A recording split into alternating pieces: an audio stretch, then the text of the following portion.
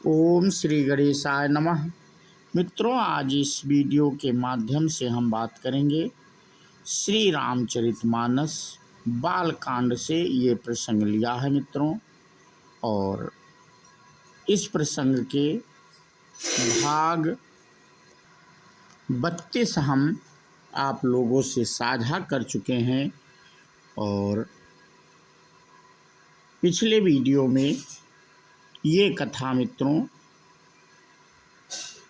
शिव जी की तीसरी आंख खुलने के बाद कामदेव की जल करके भस्म हो जाते हैं और फिर उनकी पत्नी शिव जी से विनती करती हैं, वहाँ तक हुई थी। अब आज उसी के आगे की कथा हम शुरू करेंगे। अब तेरति तब नाथ करी होई है नाम अनंगु, और बिन बपु व्यापी सबहि पुनि सुनु निज मिलन प्रसंग।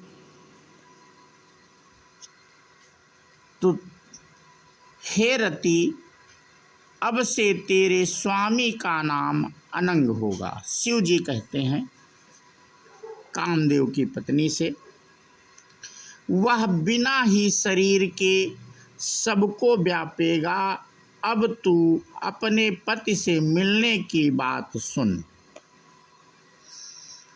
जब पृथ्वी के बड़े भारी भार को उतारने के लिए यदुवंश में श्री कृष्ण का अवतार होगा, तब तेरा पति उनके पुत्र प्रद्युम्न के रूप में उत्पन्न होगा। मेरा यह वचन अन्यथा नहीं होगा। शिव जी के वचन सुनकर रत चली गई। अब दूसरी कथा बखान कर विस्तार से कहता हूँ। ब्रह्मादि देवताओं ने यह सब समाचार सुने तो वे बैकुंठ को चले। फिर वहाँ से विष्णु और ब्रह्मा सहित सब देवता वहाँ गए, जहाँ कृपा के धाम शिव जी थे। उन सब ने शिव जी की अलग अलग स्तुति की। सब शशिभूषण शिव जी प्रसन्न हो गए। कृपा के समुद्र शिव जी बोले, हे देवताओं, कहिए आप किस लिए आए हैं। ब्रह्मा जी ने कहा, हे प्रभु, आप अंतर्यामी हैं, तथापि हे स्वामी, भक्तिवश मैं आपसे विनती करता हूँ। सकल सुरन के हृदय अस शंकर परम उछाहु, निज नयननि देखा चाहि नाथ तुम्हार विबाहु। हे शंकर, सब देवताओं के मन में ऐसा परम उत्साह है कि हे नाथ, वे अपनी आँखों से आपका विवाह देखना चाहते हैं। हे कामदेव के मद को चूर करने वाले, आप ऐसा कुछ कीजिए जिससे सब लोग इस उत्सव को नेत्र भर कर देखें।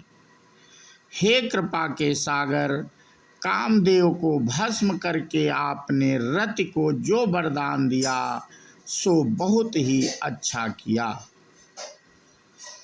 हे नाथ, श्रेष्ठ स्वामियों का यह सहज स्वभाव है कि वे पहले दंड देकर फिर कृपा किया करते हैं। पार्वती ने अपार तप किया है, अब उन्हें अंगीकार कीजिए। ब्रह्मा जी की प्रार्थना सुनकर और प्रभु श्री रामचंद्र जी के वचनों को याद करके शिव जी ने प्रसन्नता पूर्वक कहा, ऐसा ही हो। तब देवताओं ने नगाड़े बजाए और फूलों की वर्षा करके जय हो देवताओं के स्वामी जय हो ऐसा कहने लगे। उचित अवसर जानकर सप्त ऋषि आए और ब्रह्मा जी ने तुरंत ही उन्हें हिमांचल के घर भेज दिया। वे पहले वहां गए जहां पार्वती जी थीं और फिर उनसे छल से भरे मीठे विनोद युक्त आनंद पहुंचाने वाले वचन बोले। तो क्या कहा? कहा हमार न सुनहु तब नारद के उपदेश, अब भा झूठ तुम्हारपन जारेऊ काम निवेश महेश। नारद जी के उपदेश तुमने उस समय हमारी बात नहीं सुनी, अब तो तुम्हारा प्रण झूठा हो गया, क्योंकि महादेव जी ने काम को ही भस्म कर डाला। यह सुनकर पार्वती जी मुस्कुराकर बोली, हे विज्ञानी मुनिवरों, आपने उचित ही कहा।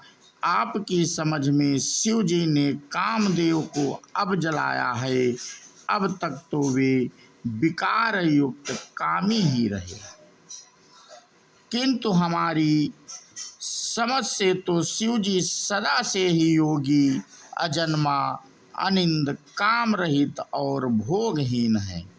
और यदि मैंने शिव जी को ऐसा समझकर ही मन, वचन और कर्म से प्रेम सहित उनकी सेवा की है, तो हे मुनीश्वरों, सुनिए, वे कृपा के निधान भगवान मेरी प्रतिज्ञा को सत्य करेंगे। आपने जो यह कहा कि शिव जी ने कामदेव को भस्म कर दिया, यही आपका बड़ा भारी अविवेक है। हे तात, अग्नि का तो यह सहज स्वभाव ही है कि पाला उसके समीप कभी जा ही नहीं सकता और जाने पर वह ही अवश्य नष्ट हो जाएगा। महादेव जी और कामदेव के संबंध में भी यही न्याय बात समझना चाहिए। ही हर से मन वचन सुनी, सुनी देखी प्रीति विश्वास, चले भवानी नाय सिर गए हिमाचल पास।